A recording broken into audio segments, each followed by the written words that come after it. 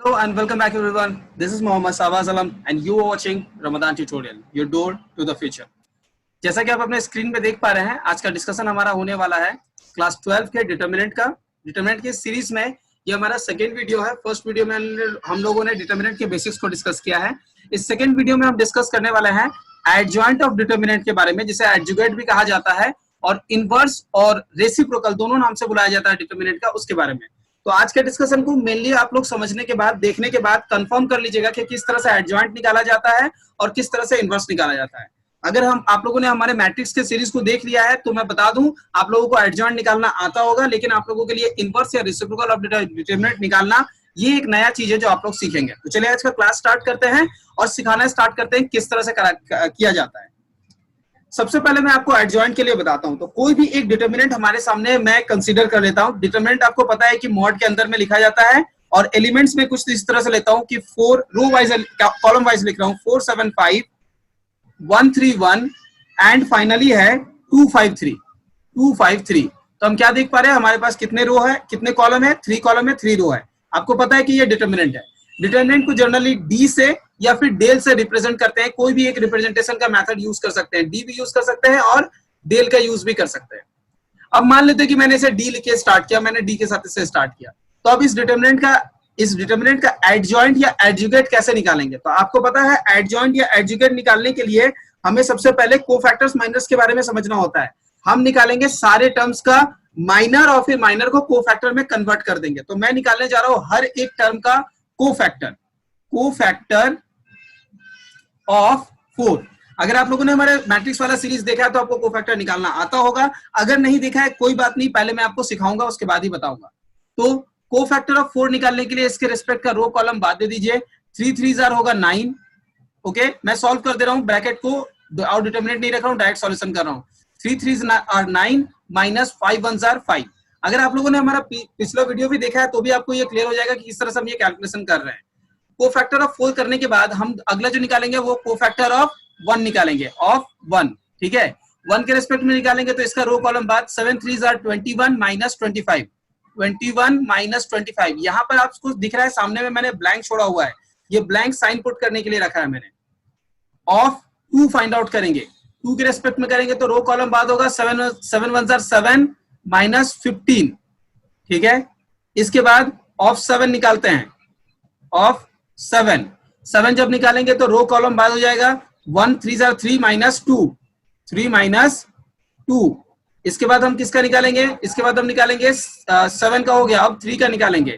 Cofactor of 3 का row column बाद देंगे, रो कॉलम बाद हो गया 4 3 12 माइनस 10 12 माइनस 5 2 10। नेक्स्ट ऑफ 5 निकालेंगे, ऑफ 5 का निकालेंगे तो क्या होगा, इसका रो कॉलम बाद 4 1 4 माइनस 5, तो ये हो जाएगा 4 माइनस 5। अभी भी हमारे पास कुछ टर्म्स के बाकी हैं जो है लास्ट वाले रो के एलिमेंट्स। तो 5 का निकालेंगे, of cofactor of 5। Cofactor of इस 5 का निकालेंगे तो रो कॉलम बाद हो गया, ये हो गया 5 1 5 माइनस 6 5 माइनस 6। अब निकालेंगे ऑफ 1 का, ओके, ऑफ 1 इक्वल्स टू 1 का निकाल रहे हैं, इसके रिस्पेक्ट का रो कॉलम बाद 5 4 20 माइनस 14 20 माइनस 14। और लास्ट निकालेंगे ऑफ 3 का जब निकालेंगे तो हो जाएगा रो कॉलम बाद 4 3 12 माइनस 7। चलिए अब हम क्या करते हैं, अब हम फाइनली फाइंड आउट करते हैं किस तरह से इसके कोफैक्टर्स फाइनल कन्वर्सन होंगे। तो फाइनल के लिए मैं साइन यूज करूंगा और टोटल वैल्यूज भी लिखूंगा। साइन आप लोगों को पता है, फर्स्ट एलिमेंट आपको पता है, मैंने इस तरह से एलिमेंट्स को लिखा है। फर्स्ट एलिमेंट होता है, इसका मैंने यहाँ पर निकाला है, फर्स्ट एलिमेंट होता है प्लस, तो ये हो जाएगा प्लस, प्लस के बाद माइनस, माइनस के बाद प्लस, इसके बाद प्लस के नीचे माइनस, माइनस के बाद प्लस, प्लस के बाद माइनस। ऑल्टरनेट साइन का इस्तेमाल हो रहा है, आप देख रहे हैं। इसके बाद ये हमारा प्लस के नीचे माइनस था, माइनस के बाद प्लस होगा, प्लस के बाद माइनस होगा, माइनस के बाद प्लस होगा। सबका वैल्यू कैलकुलेट करते हैं। ये होने वाला है +4 और यहाँ प्लस ही है तो ये प्लस हो गया रिजल्ट। ये होने वाला है -4 और माइनस है तो ये भी हो गया +4। अब हम इसका निकालेंगे, ये हो गया -8 और ये प्लस है तो ये हो गया टोटल -8। ये हो गया +1 और माइनस है तो -1। यहाँ हो गया +2 और प्लस ही है तो +2 ही रहेगा। 4 - 5 हो गया -1 और -1 है तो +1। अब इस एलिमेंट का निकालते हैं, 5 -1 या +1 है तो -1 ही रहेगा। 20 से 4 सब्सट्रैक्ट किया हुआ 6 और ये -6 हो जाएगा, और ये फाइनली लास्ट आएगा 12 से जब 7 सब्सट्रैक्ट करेंगे तो +5। सारे टर्म्स निकल चुके हैं हमारे पास। अब हमें क्या करना है, जब हमारे पास सारे टर्म्स निकल गए हैं तो डिटर्मिनेंट का जो हमारा एडजॉइंट या एडजुगेट निकला वो हम फाइनली लिख देते हैं, एडजॉइंट ऑफ डिटर्मिनेंट डी। किस तरह से लिखेंगे, एक नया मैट्रिक्स फॉर्म होगा जिसके एलिमेंट बनेंगे ये सारे कोफैक्टर्स, जितने कोफैक्टर्स हमारे आए हैं। तो कोफैक्टर क्या आया, जिस जगह पे आया उस जगह पे लिखेंगे। 4 के रेस्पेक्ट में कौन आया, 4 ही आया है। फिर 1 के रेस्पेक्ट में कौन आया, 4, तो उसे हम 4 लिखेंगे। फिर इस 2 के रेस्पेक्ट में कौन आया, -8, तो हम उसे -8 लिखेंगे। हो गया। इसके बाद हम देखेंगे हमारे पास एलिमेंट इस तरह से है, -1 2 1, और हमारे पास लास्ट है -1 -6 और 5। तो ये हो गया हमारा एडजॉइंट। आप कहेंगे सर एडजॉइंट हम लोगों ने ऑलरेडी सीखा हुआ है। मैं इतने दूर तक क्वेश्चन कंप्लीट करने के बाद सारे अपने व्यूअर से पूछना चाहूंगा आप लोगों को समझ आया या नहीं। जो बच्चे क्लास में बैठे हुए हैं मैं उनसे पहले क्वेश्चन ले लेता हूं। सबसे पहले बताइए आंचल, समझ में आ गया किस तरह से किसी का एडजॉइंट या एडजुगेट, इसे एडजुगेट भी बुलाया निकाल सकते हैं, निकाल पाइएगा हाँ या ना? Yes sir. अनुराग? हाँ सर। गौरव? सर। रंजन? जी सर। Very good. तो मैं देख रहा हूं कि मेरे सारे बच्चों को अभी ये समझ में आ गया। अगर सब्सक्राइबर्स में किसी सब्सक्राइबर को, किसी व्यूअर को अगर प्रॉब्लम फेस करनी पड़ रही है, अगर वो इस चीज को नहीं समझ पा रहे हैं कि ये कैसे करना है, तो प्लीज एक बार हमारे प्रीवियस वीडियो को देखिए जहां पर इसके बारे में थोड़ा बहुत डिस्कशन है, और वहां से आपको काफी आइडिया मिल जाएगा। अदरवाइज हमारे पास एक इस वीडियो को दोबारा रिवाइज करके आप देख सकते हैं, और मैट्रिक्स में भी मैंने इसे डिस्कस किया है, आप वहां से भी रिविजन कर सकते हैं। क्लियर है? तो हम लोगों ने adjoint of determinant find out किया है। अभी हमारे पास क्या बाकी है, अभी हमारे पास बाकी है इनवर्स, यानी कि जो रेसिप्रोकल है वो फाइंड आउट करना। तो रेसिप्रोकल अभी तक हमारा कंप्लीट नहीं हुआ है, चलिए हम रेसिप्रोकल को फाइंड आउट करते हैं। मुझे रेसिप्रोकल फाइंड आउट करने के लिए नेक्स्ट पेज में जाने की जरूरत वैसे तो है, दिख रही है, लेकिन फिलहाल मेरे पास स्पेस की प्रॉब्लम है। तो मैं क्या करता हूँ, रेसिप्रोकल आपको इसी पेज में कैलकुलेट कर देता हूँ। ये जो पोर्शन है मेरा, मैं इस पोर्शन को फिलहाल बांट देता हूँ, ठीक है, इतना सा, और ये जो कोफैक्टर वाला पोर्शन है ये भी आप लोगों को इतना सा बांट देता हूँ। तो बेसिकली अगर आप इस चीज को नहीं देख रहे हो तो आपको पता है ये सब जो कैलकुलेशन है वो पेज में 1 बाय 1 करते हुए जाना है, जिसके बाद आपको फाइनल रिजल्ट यहाँ पर मिला था, जो आज का हमारा एम था एडजॉइंट फाइंड आउट करना, वो एडजॉइंट आपने यहाँ पर निकाल लिया। अब इनवर्स मैं इस बचे हुए स्पेस में मैं आपको, ओके ये यही रहेगा, गलती से मैंने इसे ड्रैग कर दिया। अब इनवर्स जो निकालना है वो मैं इस वाले स्पेस में दिखा देता हूँ आपको। इनवर्स हम लोग किस तरह से निकालेंगे, या रेसिप्रोकल के नाम से भी इसे जाना जाता है। रेसिप्रोकल या इनवर्स जिस तरह से मैट्रिक्स के केस में हम लोगों ने पढ़ा था, अगर आप लोगों को याद है तो डिटरमिनेंट में भी निकालना बड़ा आसान है, बहुत ही मिलता जुलता चीज है, ठीक है, लेकिन डिफरेंसेस है फिर भी, ऐसा नहीं है कि बिल्कुल सेम है। तो इनवर्स जो है, इनवर्स ऑफ डी, या फिर हम लोग इसे रेसिप्रोकल ऑफ डी भी कह सकते हैं, इस नाम से भी जाना जाता है। क्या होगा, सिंपल सा फॉर्मूला है। अगर आप एडजॉइंट ऑफ डी को सिंबलाइज करना चाहते हैं एज D1, ठीक है, या D डैश, तो आप इसे इनवर्स को D डबल डैश से भी D2 से डिनोट कर दीजिए, ठीक है। D1 D2 एक्चुअली डिफरेंशिएशन की तरफ इशारा कर रहा है, तो मे बी आप लोगों को कंफ्यूजन क्रिएट हो रहा होगा। आप लोग चाहे तो पूरा नाम भी लिख सकते हैं। एक्चुअली वैल्यू कैसे निकालेंगे, तो वैल्यू निकालने का जो तरीका है वो ये समझिए, अभी तक आपने डिटर्मिनेंट का डिटर्मिनेंट वैल्यू नहीं फाइंड आउट किया, राइट। आपको डिटर्मिनेंट का डिटर्मिनेंट वैल्यू फाइंड आउट करना पड़ेगा, और जो भी आपका एडजॉइंट आया है, एडजॉइंट में जो भी आया है एडजॉइंट ऑफ डी में, उसके हर एक रो या फिर कह सकते हैं हर एक कॉलम में जो डिटर्मिनेंट वैल्यू है इससे डिवाइड करना पड़ेगा। डिटर्मिनेंट का मल्टीप्लिकेशन और डिवीजन आप लोगों ने शायद नहीं सीखा है, मैंने आप लोगों को अभी तक नहीं सिखाया है। बता दूं, डिटर्मिनेंट के रो और कॉलम में अगर आप डिवाइड कर रहे हो तो हर एक रो और हर एक कॉलम में वो इंडिविजुअली एंटर होता है, यानी कि यहाँ पर मैं d का पावर 3 लिखूंगा क्योंकि d 3 बार एंटर होगा, पहले रो में अलग से, दूसरे रो में अलग से, तीसरे रो में अलग से, या फिर कॉलम में कह सकते हैं। इस चीज को एक्सप्लेन करता हूं, लेकिन उससे पहले मैं डिटर्मिनेंट की वैल्यू फाइंड आउट करता हूं। तो जो भी डिटर्मिनेंट है उसे न्यूमेरिक वैल्यू फाइंड आउट करना पड़ेगा, जो कि मैं यही कैलकुलेट करता हूं। 4 के रेस्पेक्ट में करेंगे, आप लोगों को पता है 4 के रेस्पेक्ट में ये होगा 9 - 5 यानी कि +4। फिर 1 के रेस्पेक्ट में करेंगे -1 टाइम ऑफ रो कॉलम बाद हो गया 21 माइनस, ये हुआ 21 माइनस 25, तो 21 से 25 माइनस किया तो -4 हुआ, यानी कि ये हो गया +4।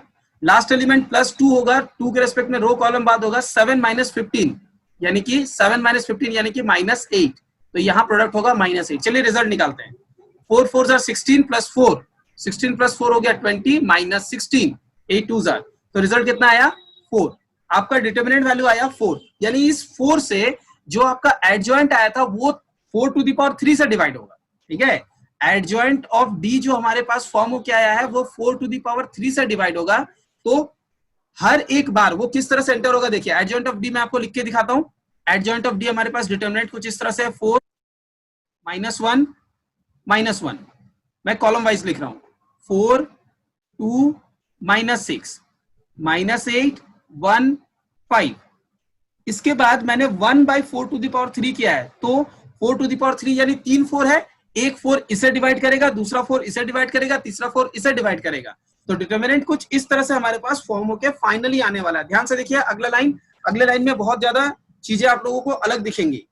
4 पहले वाले में डिवाइड कर रहा है तो आप देखोगे 1 1 -2, दूसरे वाले में डिवाइड करेगा -1/4 2/4 यानी 1/2 1/4, तीसरे वाले में होगा -1/4 -6/4 यानी कि 3/2 और 5/4।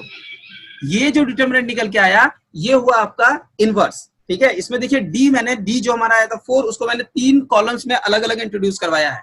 हम लोगों ने मैट्रिक्स के केस में ऐसा नहीं देखा था, हमारे पास जो डिटर्मिनेंट वैल्यू होता था सिंगल टाइम डिवाइड करते थे, इसलिए इनवर्स ऑफ या रेसिप्रोकल ऑफ डिटर्मिनेंट जो है वो कंप्लीटली डिफरेंट कंसेप्ट। मैं बता दूं जानकारी के लिए, अब तक के प्रीवियस ईयर के किसी भी क्वेश्चन में हमें डिटर्मिनेंट का इनवर्स निकालने का क्वेश्चन नहीं पूछा गया है, लेकिन एक कंसेप्ट, एक प्रॉब्लम है जो हमारे किताब में दी गई है, तो वो थ्योरी बाद दे देना मुझे सही नहीं लगा, इसलिए मैंने आप लोगों के साथ डिस्कस किया। आज का क्लास का डिस्कशन हमारा मेनली जो था वो था एडजॉइंट निकालना और इनवर्स निकालना। दो चीजें मैंने आप लोगों के साथ डिस्कस की, किस तरह से हम एडजॉइंट निकालते हैं और किस तरह से हम इनवर्स निकालते हैं। यहाँ पर हम लोगों ने finally first of all adjoint निकालना सीखा और इसके बाद हम लोगों ने इनवर्स निकालना सीखा, जिसका एक और नाम है रेसिप्रोकल निकालना। दोनों का मेथड एक बार बता दूं। एडजॉइंट निकालने का मेथड सिंपल है, सबके कोफैक्टर्स निकालते हैं। कोफैक्टर्स निकालने का मेथड है माइनर्स निकाल के उस पर साइन पुट कर देना। उन जो भी एलिमेंट्स है उन एलिमेंट्स को उसके जिस एलिमेंट का कोफैक्टर आया रेस्पेक्टिव प्लेस पे बैठा देना, एडजॉइंट निकल जाता है। एडजॉइंट के बाद अगर आप इनवर्स निकालना चाहते हो तो जो भी एडजॉइंट है उसके हर एक रो के एलिमेंट को या फिर हर एक कॉलम को डिटर्मिनेंट वैल्यू से डिवाइड करो। जैसे यहाँ पर डिटर्मिनेंट वैल्यू 4 आया है तो मैंने हर एक रो को 4 से डिवाइड किया, या फिर आप कह सकते हो हर एक कॉलम को किया। आंसर दोनों में सेम ही आने वाला है। 4 आया तो 4 से सबको डिवाइड किया। यहाँ पर याद रखिए 3 रो में डिवाइड हो रहा है इसलिए 4 टू द पावर 3 होगा। ये एक डिफरेंस है जो बाकी हम लोगों ने मैट्रिक्स में नहीं सीखी थी, उसके कंपैरिजन में ये डिफरेंट है। यही डिफरेंस आप लोगों को समझाना था, इसलिए मैंने कहा, अदरवाइज मैं कह पा सकता था कि वो सेम है। ऐसा सेम नहीं है, जो डिफरेंस है वो मैंने आपको बता दिया। थोड़ा क्वेश्चन ले लेता हूँ बच्चों से। बच्चे समझ में आए सबको? Yes sir. Gaurav? Yes sir. Aanchal? Yes sir. Ranjan?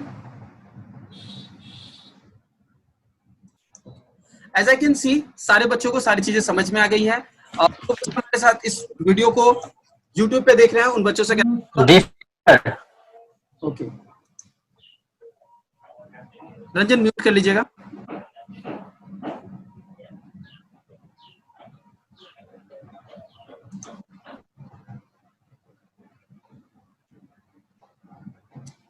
जो बच्चे इस वीडियो को YouTube पे बैठ के देख रहे हैं उनसे मैं कहना चाहूंगा, अगर आपको ये वीडियो पूरी तरीके से समझ में आ गया है तो कुछ क्वेश्चंस आप जाके घर पे प्रैक्टिस करें, और उन क्वेश्चंस को बनाने के बाद अगर आपको कोई प्रॉब्लम फेस होता है तो प्लीज हमें कमेंट करके बता दें कि आप लोगों ने प्रॉब्लम फेस की।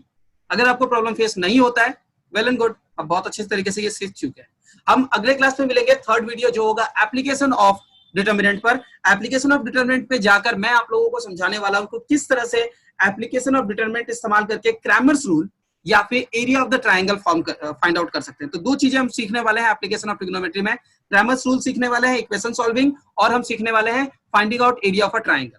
ये होगा हमारा अगला class, third part. Second part में आप लोगों ने यही सीखा है, थर्ड पार्ट में हम अगले क्लास में मिलेंगे जहां पर ये सारी चीजें की जाएंगी।